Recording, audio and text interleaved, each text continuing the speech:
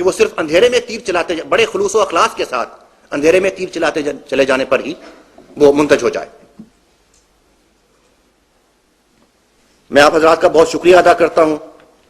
کہ بہت صبر کے ساتھ آپ نے اور بہت توجہ کے ساتھ یہ ساری بات سنی ہے, اور میں اللہ تعالیٰ سے دعا بھی کرتا ہوں کہ ہمیں وہ بصیرت اللہ تعالیٰ عطا فرما دیں جس کے ذریعے سے دین کا غلبہ, اس کے لیے جدوجہد کرنے والے اور اس کا خواب دیکھنے والے لوگ جو ہیں اس بصیرت کی روشنی میں اپنا آئندہ سفر جو ہے وہ طے کر سکیں. آپ حضرات کا بہت بہت شکریہ. میں ڈاکٹر طاہر ابرار صاحب کا بہت مشکور ہوں. انہوں نے بہت ہی عمدگی کے ساتھ, جامعیت کے ساتھ اس سودی نظام کی ہلاکت خیزی کو ہم پر واضح کیا ہے. یہاں یہ میں عرض کر دوں کہ ہو سکتا ہے بعض لوگ یہاں بیٹھے ہیں, ان کا تعلق بینکنگ کے شعبے سے ہے, انہیں یہ احساس ہو کہ یہ پکچر کی ایک سائیڈ ہے جو نامکمل ہے, لیکن حقیقت یہ ہے کہ جو کچھ بھی بیان کیا ہے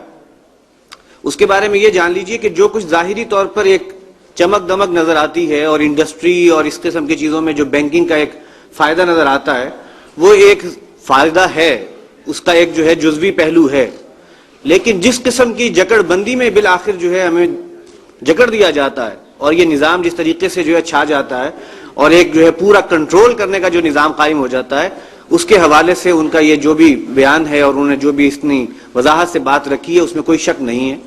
یہی وجہ ہے کہ آج ہماری صورتحال باوجود اس کے کہ ہم بہت سے حوالوں سے امپروو کر رہے ہیں, ڈیولپمنٹ ہے, انڈسٹریلائزیشن ہے, سب کچھ ہے, اس کے باوجود حال یہ ہے کہ خود مکتفی نہیں ہے, ہمارے پاس اپنا کچھ نہیں ہے, اور اسی طریقے سے ہمارے ہاں جو ہے ایک غربت کا احساس لوگوں کے اندر اور ایک بے چینی کا احساس جو ہے بڑھتا چلا جا رہا ہے. تو بہرحال یہ دونوں باتیں جو ہے اپنی جگہ ہیں. انہوں نے جو بات وضاحت کی ہے جس کی وہ ایک حقیقت ہے, اور اس کے لیے ظاہری سی بات ہے چھوٹا سا فائدہ یا تھوڑا فائدہ اس کے سامنے جو ہے وہ کوئی زیادہ اہمیت نہیں رکھتا. اب میں آج کے دوسرے مقرر کو دعوت دیتا ہوں. ہمارے دوسرے مقرر ہیں پروفیسر میاں محمد اکرم صاحب. ان کا تعلق یہیں لاہور سے ہے. انہوں نے انٹرنیشنل اسلامک یونیورسٹی سے ماسٹرز کیا تھا, اور اس کے بعد اب اس وقت یہ پی ایچ ڈی کینڈیڈیٹ بھی ہیں یونیورسٹی آف ایجوکیشن میں. اکنامکس پہ ان کی کئی جو ہیں وہ کتابیں چھپ چکی ہیں. ایم اے کا جو نصاب ہے اکنامکس کا, اس میں اسلامیات کا جو اسلامک اکنامکس کا جو نصاب ہے وہ انہی کی کتاب پر مشتمل ہے, یہی رائج ہے. اس کے علاوہ بہت سے مضامین انہوں نے لکھے ہیں. پروفیسر میاں محمد اکرم صاحب کا موضوع ہے سود کی حرمت اور اقسام قرآن و سنت کی روشنی میں. تو اب چونکہ ہم نے سود کی جو ہے ہلاکت خیزی کا معاملہ سمجھ لیا, تو اللہ تعالیٰ نے جس چیز کو حرام ٹھہرایا ہے اب اسے سمجھنے کی ضرورت ہے کہ وہ کن الفاظ کے ساتھ کس انداز سے وہ چیز حرام کی گئی ہے. تو اب میں دعوت دیتا ہوں پروفیسر میاں محمد اکرم صاحب کو تشریف لائیں. نحمدہ و نصلی علی رسولہ الکریم, اما بعد فاعوذ باللہ من الشیطان الرجیم, بسم اللہ الرحمن الرحیم. حضرات گرامی, یہ ایک ایسا موقع ہے جس پہ ہم آج یہاں پہ جمع ہیں کہ سود کے حوالے سے جو ایک پیش رفت ملک میں جاری تھی اس پیش رفت کے اندر بہت حد تک کمی آئی, اور یہ موضوع جو ہے پس منظر میں چلا گیا. اور اب اس موقع پہ انجمن خدام القرآن نے اور مجلس تحقیق نے جو یہ اہتمام کیا ہے یہ قابل سب مبارکباد ہے, تاکہ معاملے کو عام فہم بھی کیا جائے, لوگوں تک پہنچایا بھی جائے, اور اس کی گریوٹی جو ہے اس کے حوالے سے لوگوں کو بتایا بھی جائے. تو انشاءاللہ العزیز اس مجلس کے نتیجے میں آئندہ کے لیے بھی مزید مجالس کی راہیں کھلیں گی, اور اس کے نتیجے میں انشاءاللہ العزیز یہ لوگوں کے اندر معاملے کی گریوٹی جو ہے اس کا احساس بھی پیدا ہوگا. اور میں سمجھتا ہوں جہاں مجھے موقع ملتا ہے کہ بات کرنے کا, کہ اس موضوع پہ بہت ہی زیادہ عامت الناس کے اندر بات کرنے کی ضرورت ہے. لوگ عام طور پہ ان کو معلوم نہیں ہے کہ صورتحال کیا ہے, قرآن و حدیث کی تعلیمات کیا ہیں, اور اس کے نقصان دہ اثرات کیا ہیں. تو اس طرح کی مجالس جتنی بھی زیادہ منعقد کی جائیں اس کی ضرورت جو ہے بہر طور اپنی جگہ پہ موجود ہے. آج کا میرا موضوع قرآن و سنت کی روشنی میں سود کی حرمت اور سود کی اقسام کے اوپر بات کرنا ہے. اس وقت آپ کے سامنے میں نے ایک آیت قرآن پاک کی سورہ نساء سے آپ کے سامنے موجود ہے. اس کے حوالے سے میں بات کا آغاز کروں گا. اللہ تعالیٰ کا ارشاد مبارک ہے, اعوذ باللہ من الشیطان الرجیم, بسم اللہ الرحمن الرحیم, یا ایھا الذین آمنوا لا تاکلوا اموالکم بینکم بالباطل الا ان تکون تجارۃ عن تراض منکم ولا تقتلوا انفسکم ان اللہ کان بکم رحیما۔ صدق اللہ مولانا العظیم۔ اے لوگو جو ایمان لائے ہو، آپس میں ایک دوسرے کے مال باطل طریقوں سے مت کھاؤ، مگر یہ کہ تمہارے درمیان تجارت ہو باہمی رضامندی سے، اور اپنے آپ کو ہلاکت میں مت ڈالو، اپنے آپ کو قتل مت کرو، اپنے نفسوں کو قتل مت کرو، بے شک اللہ تعالیٰ تمہارے پر بہت ہی رحیم ہے، بہت ہی رحم فرمانے والے ہیں۔ حضرات، قرآن پاک کی یہ آیت کہ باہمی معاملات کے اندر اور خاص طور پہ مالی لین دین کے اندر وہ تمام طریقے جو باطل ہیں ان سے تم باز آ جاؤ، اور یہ اللہ پاک کی طرف سے جو حکم ہے کہ اگر اس سے باز نہیں ہوگے تو نتیجہ ہلاکت کی صورت میں نکلے گا، تم اپنے نفسوں کو، اپنے آپ کو ہلاکت میں ڈال لو گے، اور اللہ تعالیٰ تمہارے پر بہت ہی رحیم و کریم ہے کہ تمہیں یہ ہدایات دے رہے ہیں جس کے نتیجے میں تم اپنے آپ کو ہلاکت سے بچا سکتے ہو۔ ہلاکت میں ڈالنے والی وہ چیزیں، وہ معاملات جن کو باطل قرار دیا گیا ہے، ان کی تفاصیل ہم قرآن و حدیث کے اندر دیکھ سکتے ہیں۔ ان میں اس کی تفصیل کے اندر اگر جائیں تو اس میں وہ تمام طریقے جن کے ذریعے معاشرے کے اندر خرابیاں پیدا ہوتی ہیں، معاشرے کے اندر ایک دوسرے کے ساتھ دغا، ایک دوسرے کے ساتھ دھوکہ دہی کے معاملات ہو سکتے ہیں،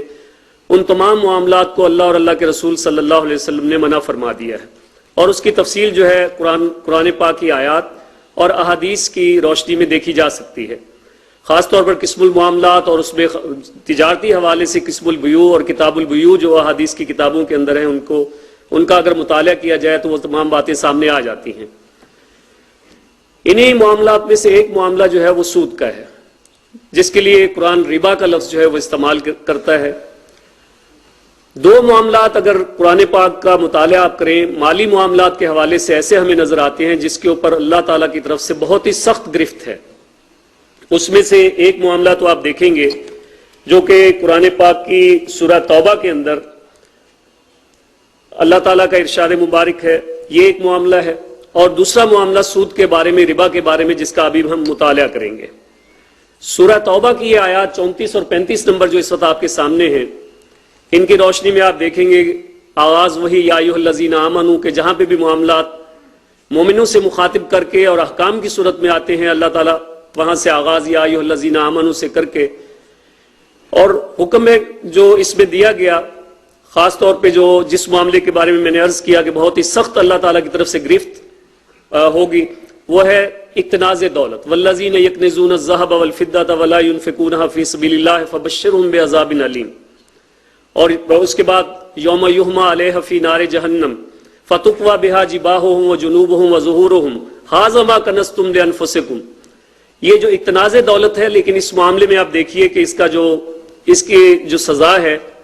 وہ اخروی سزا کا تذکرہ یہاں پہ کیا گیا ہے۔ یوم یحمى علیہ فی نار جہنم، کہ اس سونے اور چاندی کو جو جمع کر کے رکھا گیا تھا وہ قیامت کے روز اس کو تپایا جائے گا، اس کو گرم کیا جائے گا اس آگ کے اندر، جہنم کی آگ کے اندر، اور اس کے نتیجے میں پیشانیوں کو اور پہلوؤں کو اور پیٹھوں کو داغا جائے گا اور بتایا جائے گا یہ ہے وہ تمہارا مال، یہ ہے وہ تمہارا سونا اور چاندی جو تم جمع کر کے رکھتے تھے۔ تو گویا یہ اقتناز دولت اور دولت کو کنز بنا کے رکھنا، یہ وہ معاملہ ہے جس کے اوپر اللہ تعالیٰ کی طرف سے گرفت ہے، لیکن یہاں پہ اخروی سزا کا تذکرہ ہے۔ جبکہ جب ہم بات کرتے ہیں سود کی، ربا کی، تو اس کے معاملے میں ابھی آنے والی آیات کے اندر ہم دیکھیں گے کہ اس کے اندر اسی دنیا کے اندر اللہ پاک کی طرف سے جو ہے وہ سزا کا ذکر جو ہے وہ آپ کو ملے گا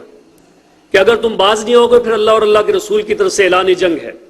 تو گویا یہ معاملہ ایسا ہے کہ جس کے اندر مالی معاملات ہیں، باہمی معاملات ہیں، اور اسی دنیا کے اندر سزا کا تذکرہ اللہ پاک نے فرما دیا ہے۔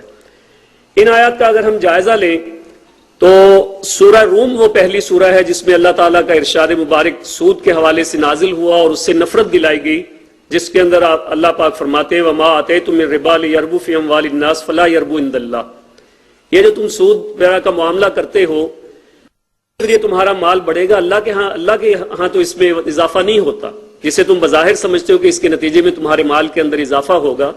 اللہ کے ہاں اس میں اضافہ نہیں ہوتا، لیکن اس کے مقابلے میں وَمَا آتَيْتُم مِّن زَكَاةٍ تُرِيدُونَ لِوَجْهِ اللَّهِ، اور یہ جو تم تريدون وجہ اللہ، جو تم زکوٰۃ دیتے ہو اللہ کی خوشنودی کے لیے، اللہ تعالیٰ کی رضامندی کے لیے، اس کا نتیجہ کیا ہے؟ مضاعفون، وہ ہے اضافہ جس کے اندر ہوتا ہے۔ تو گویا جو تم یہ سمجھتے ہو کہ